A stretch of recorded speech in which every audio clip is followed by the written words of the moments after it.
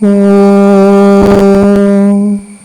Jananim Sharadam Devim Ramakrishnam Jagadgurum Pada Padme Tayo Shlitva Pranamami Muhurmuhu.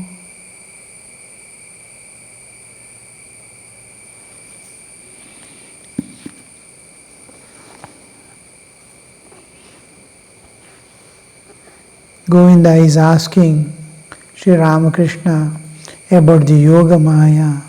Sri Ramakrishna is explaining two entities.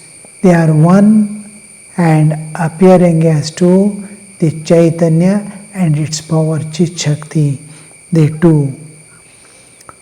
Who is the best devotee of God? It is he who sees of realization of Brahman, that God has become all living beings, universe and 24 cosmic principles. Chaturbhimshati Tattva. The whole thing, whatever is objective world and the subjective world and bodily existence, everything is one divinity. One divine appearing as many. Example, one mind is appearing as dream world. And this dream world is not there when you are experiencing also. You enter the dream, you are moving about in the dream world, but the dream world is not there. It is mind which has appeared like dream, a world. So one mind has appeared as many. So you are seeing a world. When you wake up, there is one mind alone. No world disappears totally. This world, when you come down, you see, oh, it was all God. Just like waking up from the dream, exactly like waking up from the dream, you see, dream world never existed. Only God, the mind alone was there. Elephant, house, sky, water, whatever I saw, people and their actions, everything was mind. And one mind was appearing as many. And what was the made it reality was I identified with the dream body. That made the whole thing appear as real. Similarly, I have come to the waking state, I have identified with this body and I am seeing a dream world. When I wake up, when I enter the higher transcendental realm and come back, oh, it was all God. There were never nothing. I was fighting. I was thinking, I will realize God. I was struggling. All was a dream. There was one existence which was appearing as many. It was appearing as bondage and suffering and joys and release. There was neither mukti nor bandhana. That nothing was happening. Only God alone was playing as many. He is the supreme devotee who has realized this truth. One must discriminate at first, saying not this, and reach the roof. After that, one realizes that the steps are made of the same material as the roof, namely brick, lime, brick dust. The devotee realizes that Brahman alone has become all these living beings and universe and so on. Once you reach the Brahman, you will know that it is God alone what has become. Mere dry reasoning, I spit upon it. I have no use of it. The master spits on the ground. Mere reasoning and logic cannot lead us to the reality. But heart, however poor it is, it reveals the truth always. To the extent it is able to perceive. To Govinda. Why should I make myself dry through mere reasoning. May I have unalloyed love for the lotus feet of God. As long as the consciousness of I and you remains with me. Sri Ramakrishna is, many times we see in Gospel of Sri Ramakrishna, to him he says, don't reason, don't reason. Promise me you will not reason anymore, lest your bhakti, devotion must get harmed. So we see logic and reasoning has its own place to the extent it is going to release me from the bonds of nature, from bonds of all this which is binding me. If it can relieve me of my pain and suffering, reasoning which is going to release me from all the bonds, it is all right. But with the same reasoning, now you have enjoyed, you have seen every aspect of life. Why are you running behind anymore? That reasoning is all right. That reasoning is not called reasoning. It is not, we call it vichara. Vichara is different from tarka. Tarka is reasoning. Tarka Shastra itself is there. Tarka is reasoning and logic, bringing logic. But they cannot reveal the truth. We utilize it, it has a purpose. We utilize it to release ourselves from the bonds of the world. But attainment is not possible through heart, love of God. That alone can drive us towards it. But the understanding is also the God exists. What is His form? What is His name? What is the way in which He exists? What are the various manifestations? All this is understanding. It is not reasoning. It is grasping. It is receiving. Where we call reasoning, if God is there, why there is suffering in the world? These do not serve any purpose at all. It is not a reasoning. Reasoning which takes you away from reality. Reasoning which is going to, so much of logic is there, but it will not help. But heart, little love for God, little love for this humanity, little love for nature will save you. Just in the heart, the day you feel for the welfare of this world, your destiny has changed.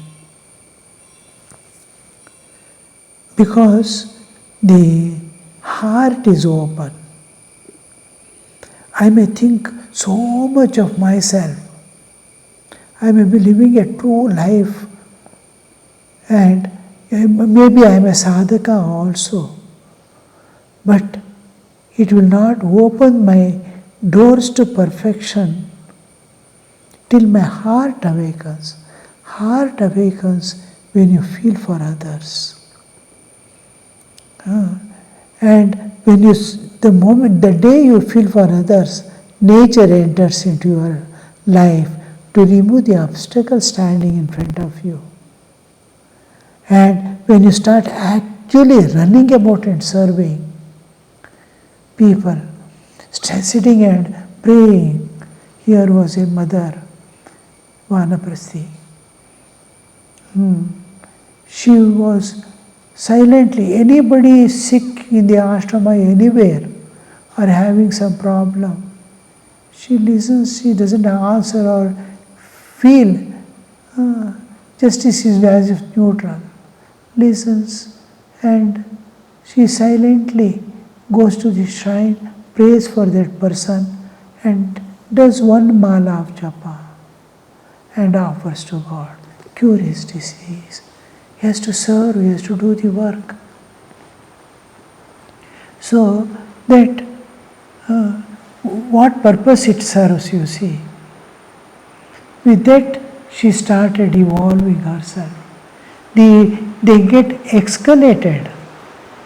Simply you're standing and doing, praying. She did not go and give the medicines or take that person to the doctor.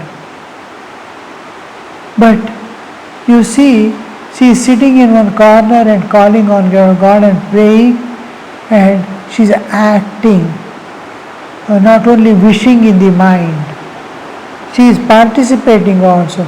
She takes the japa mala and start doing japa. One mala of japa. I offer this to you, you cure. No, God has to enter into her life. Nature, the day she thought all must be happy, nature started entering and removing the obstacles. And when she started acting, God reveals Himself to her. So, absolutely unselfish. Nobody will know, and she knows, and God alone knows what she has done. So this kind of action, this is what Sri Ramakrishna expects and says. The heart has to open, To Govinda. Sometimes I say, thou art verily I am verily thou. Again I feel, thou art thou, then I do not find any trace of I. It is Shakti alone that has become flesh as God incarnate. According to one school of thought, Rama and Krishna are but two waves in the ocean of the absolute bliss and consciousness. In Satchidananda Sagara, one wave is Rama, one wave is Krishna. It is one. Behind Rupa is different, Swarupa is same. A wave is just a Rupa, the formless is taking a form. Rama is a Rupa, behind stands the infinite existence, the Satchidananda. Satchidananda is manifesting in and through a body, along with the body. He is manifesting.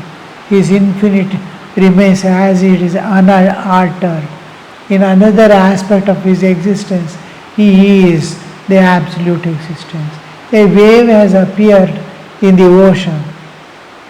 So this wave is that Rama, another wave is Krishna. Chaitanya, consciousness, Chaitanya, is awakened after Advaita Jnana. The knowledge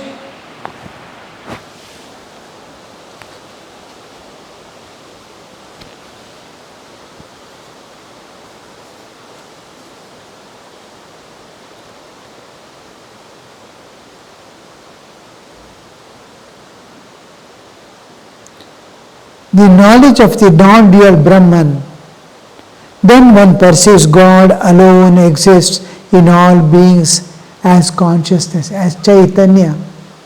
We have all of us, all living beings have two aspects of existence. One is spiritual existence, one is bodily existence. Bodily existence and spiritual. As we move towards the spiritual existence, the external covers we are putting on, body, pranas, the energy, behind is the senses, behind is the mind, behind is the intellect, then begins my spiritual existence. All these external sheets belong to nature. They are parts of Prakriti. But I have an existence independent of body.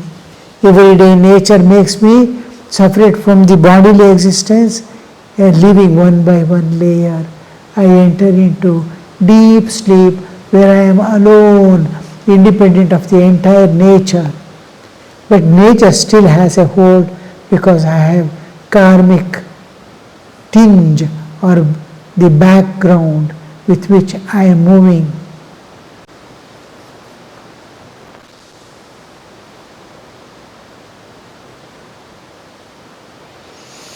then one perceives God as Chaitanya is there in everyone. After this realization comes Ananda, bliss, Advaita, Chaitanya, Nityananda. After the realization comes Ananda, bliss, Advaita, Chaitanya, Nityananda. 2m. Let me ask you not to disbelieve in the forms of God. Have faith in God's form.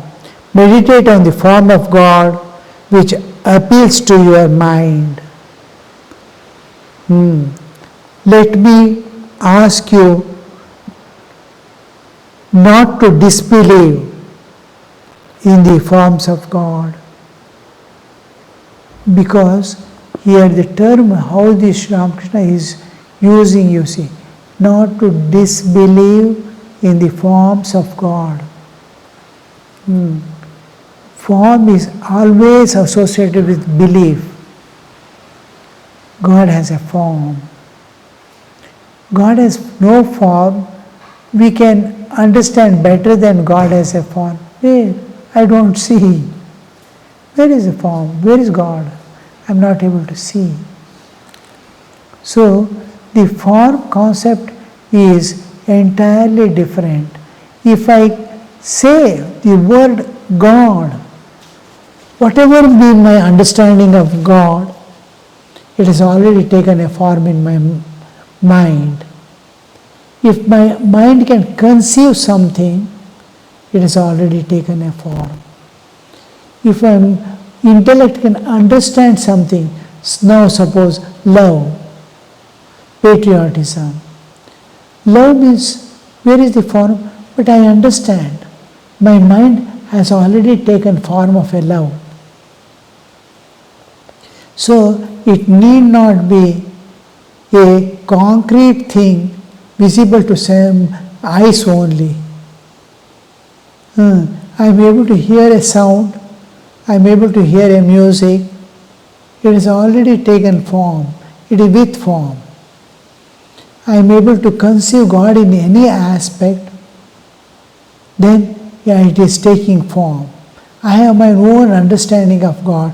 It may be real or unreal, but it has some understanding of God. When he says God is not there, already there is an understanding of non-existence of God. God comes into picture there. He is denying it with form always. God is not there when he says. Nobody goes on telling a thing which is not there. He has some understanding which he is denying. When I say there is no Almera, I know what is Almera. When I say there are no houses, I know what is house. So, when I say something, even if I negate, it is, understanding is already, that which is absolutely non-existent, we don't go on telling.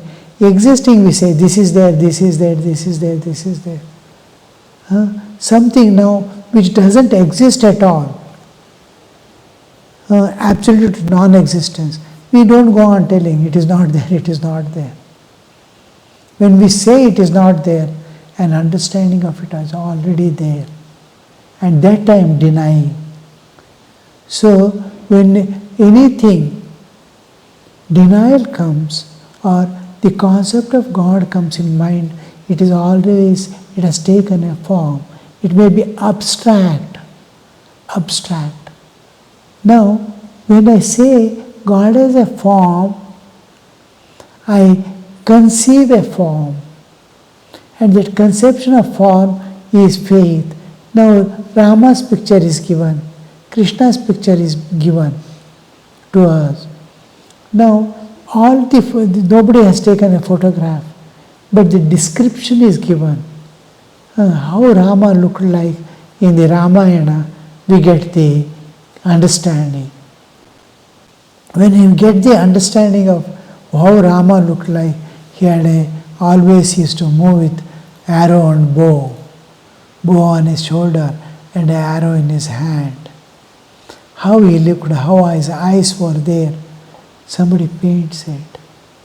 These words create an image in our mind, how he looked like. I saw recently, somewhere I had gone, a child was weeping. And it was in somebody's hand, it doesn't know who that person is. Another person came, as he is coming, and the small child, it may be 9 or 10 months, it is weeping. The moment that person came, it stopped weeping and started jumping to that person. That was also an unknown person. His father has beards, so another bearded person had come. And the child is understanding the only beard of that person. It thought it is safe in that person's hand. It is mistaking that, though it is 9-month-old child, it is mistaking that person for the mother from distance, she told. Oh, the child has stopped weeping, seeing the beard, not the person, father. How sensitive you see, the form, the descriptions, it creates an image in the child's mind. Already that form has created an image. It is able to, maybe wrong identification, but it has created a form in its mind, you see already. My father looks like this. And approximation it is going. In the same way, we will be going through approximations to perfection. Now, when we have so many descriptions, so many places, so many pictures, so many people have drawn regarding Rama or Krishna, creates an image in our own mind. Now, that picture, that I am taking a standard form for me. I love a particular aspect. I love a particular behavior. So I am oriented towards it. So many varieties. Shiva in his own glory sitting, unaware of the external world. Krishna full of love, he is moving about amidst the balakas as one of the balaka.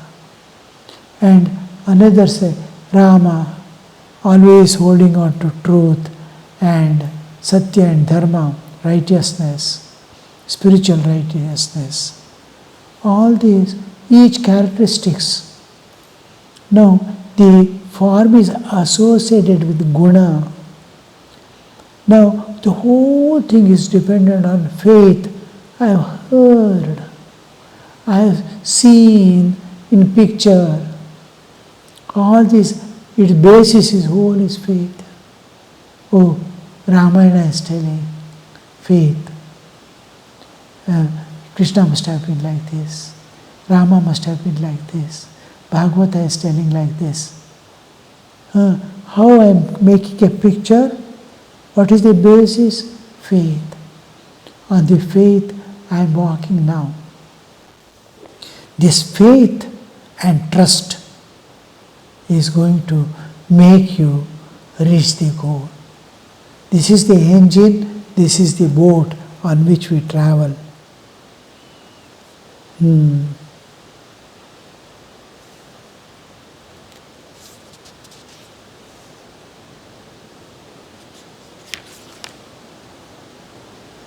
Believe in the form of, Ramakrishna is telling,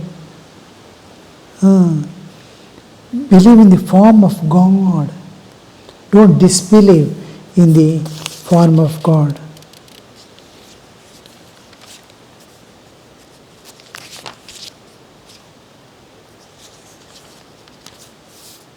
Yes.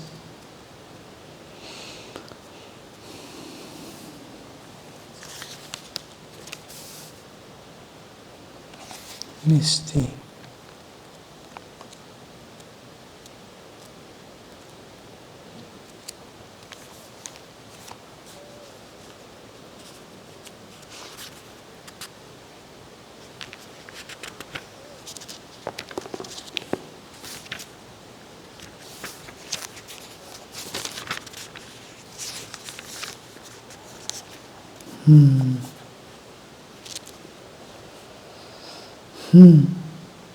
Sri Ramakrishna is telling,